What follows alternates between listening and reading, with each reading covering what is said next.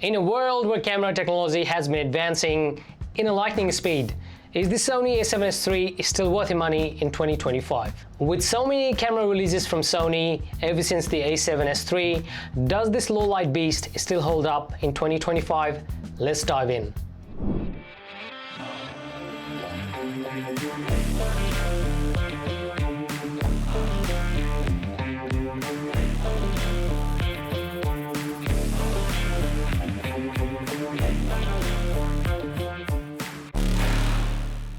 G'day guys, welcome back to the channel. If you're new here, I'm Fresco Ayush. I'm a videographer, YouTuber and a content creator based in Melbourne, Australia. And today we're going to be talking about one of the best cameras in the market and if you should get it in 2025.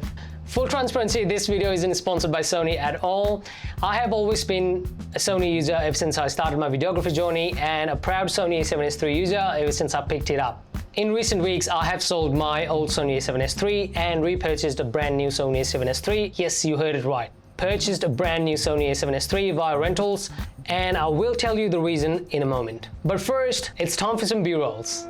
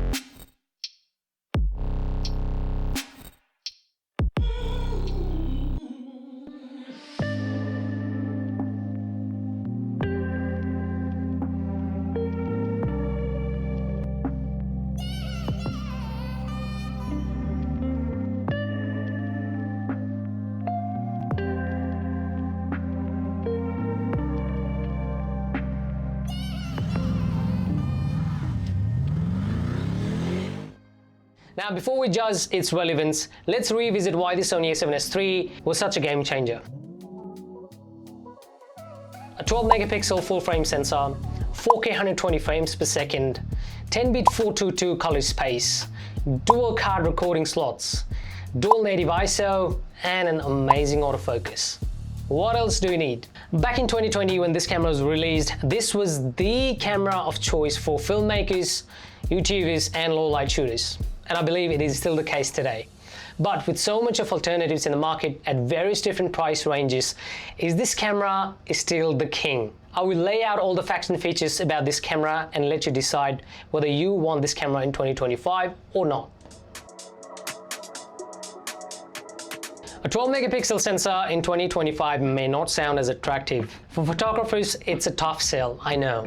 But for video, 4K still dominates the market. If you're not shooting in 6K or 8K, Sony A7S III provides that top tier image quality. And if you're shooting in low light situations, this could be the camera for you. And so this may not be the choice of camera for the photographers who need those resolutions. This is still the choice for most of the videographers in the market today.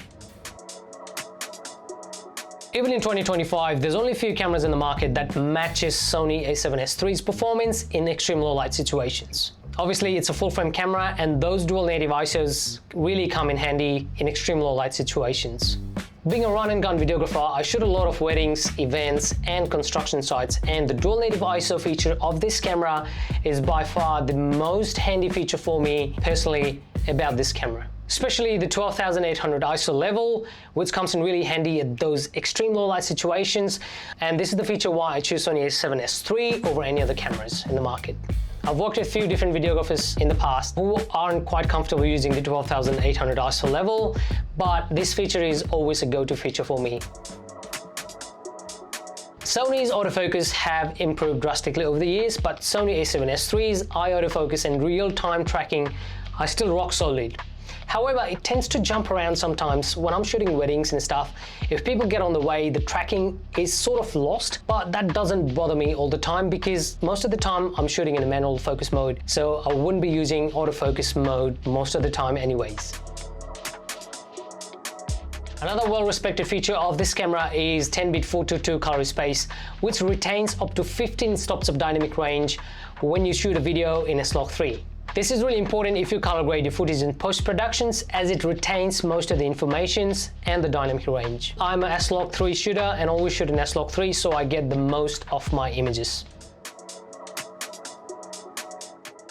One of the coolest features that this camera has that not even all the latest Sony cameras have, even in 2025, is that this camera offers 2 card reading slots, and both of them accepts CF Express Type A cards on top of the general SDXC cards. Mind that these CF Express Type A cards are superior in terms of the reading and writing speed, and as a result the camera can record the video in a super fast speed, and also you can play back from the card without any interruption.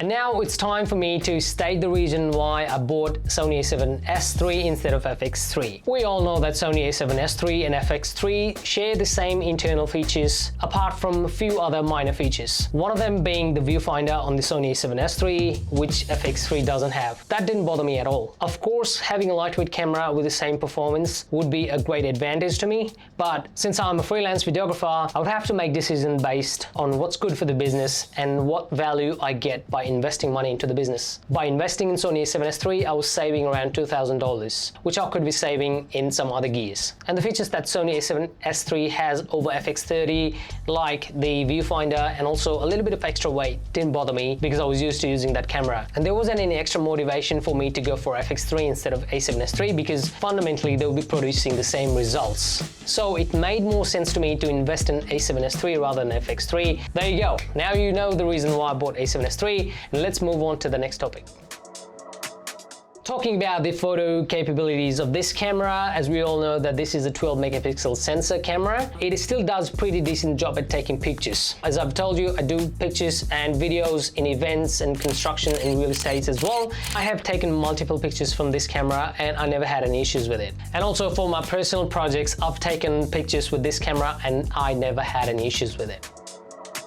Let's talk about the price of A7s III in the current market. This one currently retails in Australian market at around $4,500 AUD. Whereas if you want to go for the FX3, that will set you back $6,500. There you go. If you do the maths, you can instantly save $2,000 just by getting this camera, and you're getting basically these same products.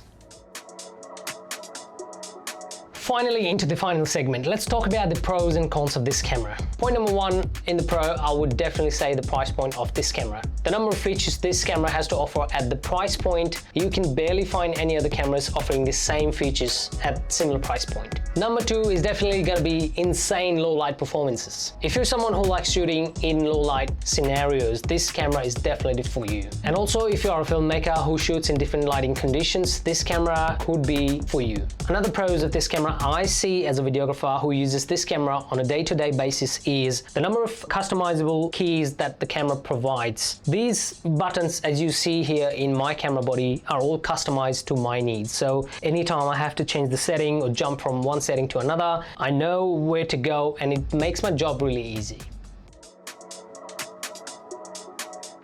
Now let's talk about the cons of this camera. Number 1 con for me as a videographer who uses this camera on a day-to-day basis is obviously the viewfinder. Now I've mentioned before that the viewfinder doesn't bother me because the camera is still cheaper than FX3. If I had the option to not have the viewfinder at the same price point, I would definitely not have it. But it is what it is, I can't remove it. So yeah, that's definitely a con. Since it's a hybrid camera, it has to be there anyway. But for me, that is a useless feature right now. Another cons of this camera I would like to mention about is the lack of internally built fan in this camera. I have had multiple encounters with this camera, especially when I'm shooting outside on a hot day. And by hot, I mean like Melbourne hot, 38 degrees, 40 plus degrees, especially when I'm shooting a wedding reception outdoors. This camera tends to heat up significantly and has died on me 2 times. At that point, I was really frustrated. It would definitely be a lot nicer if it had a inbuilt camera fan inside the body,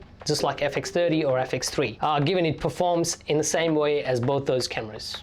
Another con I would like to mention about this camera is that the settings you save up in the video tends to be transferred over to the photo counterpart as well. Say if I've set up my dial in number 2 and the video profile has been set up to S-Log3 and I quickly toggle to photo mode, it tends to take picture in S-Log3 as well, which is quite annoying because sometimes you have to quickly toggle between photos and videos and then you end up shooting a photo in S-Log3 which appears to be dark because you don't realize it has been shot in S-Log3 and you fail to expose it properly.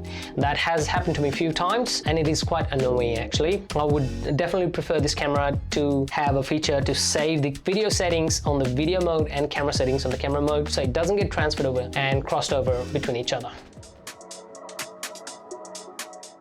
And lastly, who is this camera for? That is the main question. I would definitely say this camera is still relevant to filmmakers who like shooting or who has to shoot movies or films or documentary or any kind of videos in a low light setting. This is definitely for you. Also, this camera is definitely for YouTubers, content creators and videographers who need that crazy slow motion, especially in 4K 120 frames per second. Thirdly, for shooters who don't like shooting in 8K or even 6K, this camera is definitely for you because this camera offers 4K at 120 frames per second uncropped. And lastly, those who are looking to get into videography or are already in the market and are looking for pro camera features at a budget-friendly price, this is definitely for you. So, who should look elsewhere? Obviously, photographers who need those high-resolution images, you shouldn't have this camera. It won't do the job for you. And also filmmakers who are looking for those latest AI-driven autofocus features, which this camera doesn't have, this is not for you. And obviously, for those people who need to record in 8K or even 6K or need internal raw footages, this camera isn't for you, unfortunately.